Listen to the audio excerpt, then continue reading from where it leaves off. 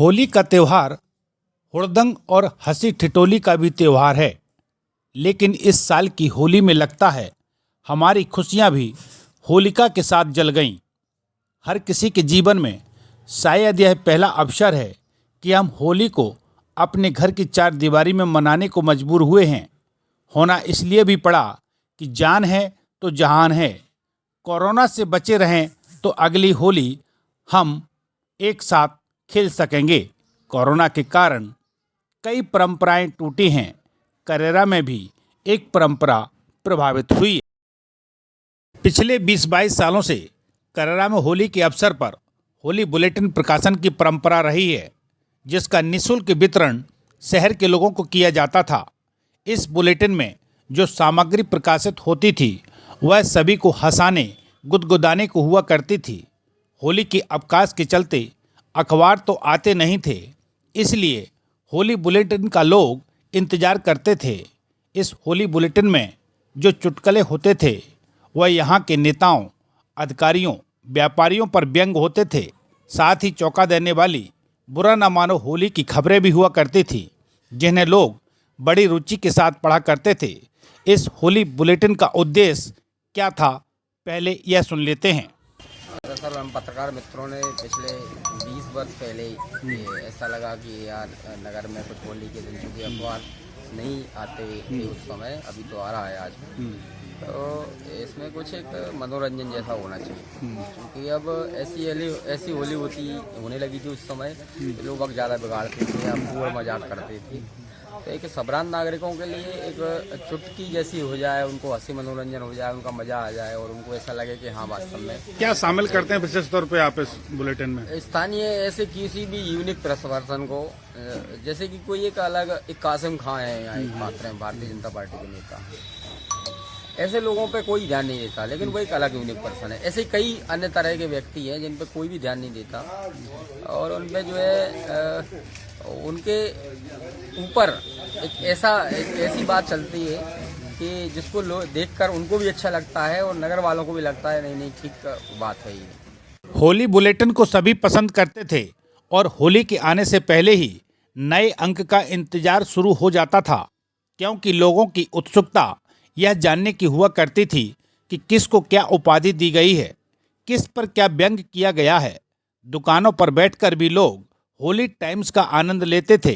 साहित्यकार भी मानते थे कि होली टाइम्स के जरिए अपनी बात लोगों तक पहुंचाई जा सकती थी। टाइम्स करेरा में विगत 20 वर्षों से निकल रहा है और होली टाइम्स का लोगों को विशेष इंतजार रहता है। ये भी इंतजार रहता है इस बार किसके लिए क्या टाइटल दिए जाते हैं, किसके बारे में क्या व्यंग किया जाता है।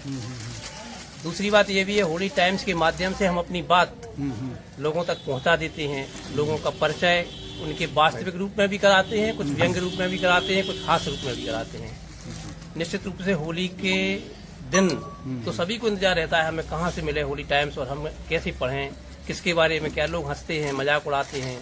बड़ा अच्छा लगता है होली टाइम्स को पढ़ के। 20 साल पुरानी परंपरा इस कोरोना के कारण टूट गई। जिस होली टाइम्स का इंतजार लोगों को रहता था, समय का चक्र कुछ ऐसा घूमा कि लोगों के हाथों में यह अखबार आज होली के दिन नहीं दिखेगा।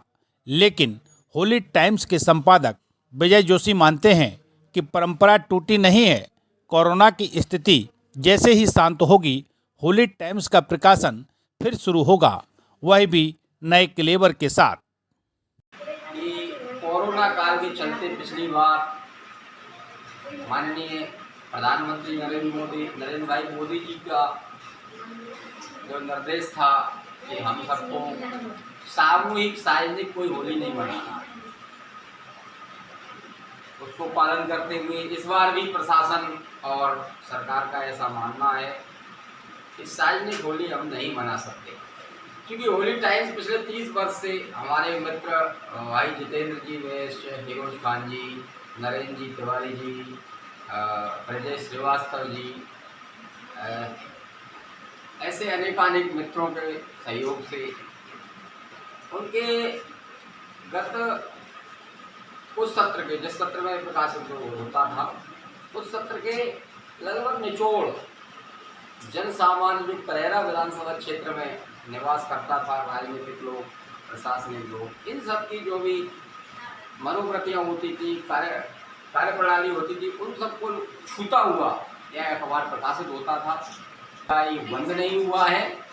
तय मानिए जैसे ही कोरोना काल समाप्त होगा, अगली बार 2022 में हम पुनः एक बार फिर होली टाइम्स के नए फ्लेवर के साथ, बल्कि हमारी योजना ये है, यदि ये कोरोना काल समाप्त हो गया तो अगली होली में हम इसको एपिसोड बना करके और आप सबके बीच में आएंगे।